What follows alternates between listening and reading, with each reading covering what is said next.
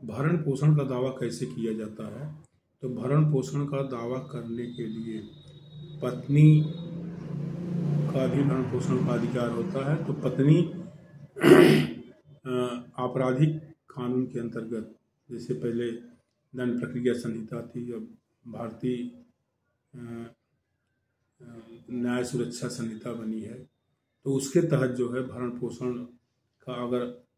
कोई पत्नी जो है अपने पति के विरुद्ध अधिकार क्लेम करना चाहती है, दावा करना चाहती है,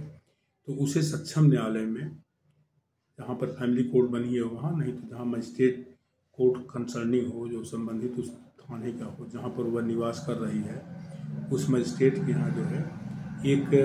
पेटिशन फाइल करना पड़ेगा न्यायालय में। पेटिशन में दिखाना पड़ेगा कि वह अपना भरण पोषण करने में असमर्थ है, पति के पास पर्याप्त साधन है भरण पोषण देने के लिए, और पति द्वारा भरण पोषण से इनकार किया गया है। तो इन तीन आधार पर जो है दिखाते हुए, तीनों आधार पर वह अपना एक पेटिशन फॉर्म में इसे लिख करके जो है, वो चाहे फैमिली कोर्ट हो, परिवार न्यायालय हो, या सक्षम संबंधित मजिस्ट्रेट न्यायालय हो, वहाँ पर अपना मेंटेनेंस कर सकती है। इसके अलावा वृद्ध माता पिता के भी भरण पोषण के अधिकार होते हैं, वो भी अधिकार जो है वो किया जा सकता है विधि के परिप्रेक्ष्य में जो है। इसके अलावा हिंदू एडॉप्शन मेंटेनेंस एक्ट के अंतर्गत भी पत्नी को भरण पोषण का अधिकार है। वहाँ भी पत्नी जो है अपने पति के विरुद्ध भरण पोषण का अधिकार क्लेम कर सकती है। लेकिन आपराधिक कानून, आपराधिक प्रक्रिया संहिता के अंतर्गत जो भरण पोषण का अधिकार दिया गया है, Hindu adoption and maintenance act में दिए गए अधिकार से थोड़ा भिन्न इस परिप्रेक्ष्य में है कि वहाँ पर जो मैंने पूर्व में बताया कि 3 तत्व जो है दिखाने पड़ते हैं भरण पोषण के याचिका में, लेकिन Hindu adoption and maintenance act में वो तत्व की आवश्यकता नहीं है। उसमें केवल यह फैक्ट जरूरी होता है कि हम इनकी पत्नी हैं। अगर पत्नी हैं तो एक मेंटेनेंस का अधिकार उस वैवाहिक संबंध के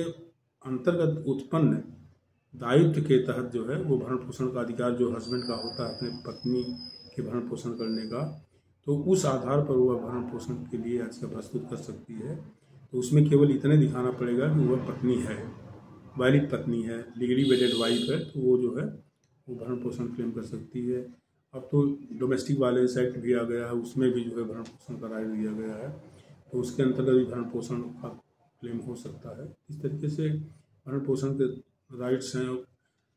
और लीजिटिमेट और इलीजिटिमेट सन्स या चिल्ड्रंस हैं, उनके भी भरण पोषण का राइट जो है वो up to age of majority तक जो है वो दिया गया लॉ में, उसको भी अगर चाहे तो वो क्लेम कर सकता है। जिससे के विरुद्ध क्लेम किया जाना उसको लॉ में परमिसिबल है, उसके विरुद्ध क्लेम किया जा सकता है।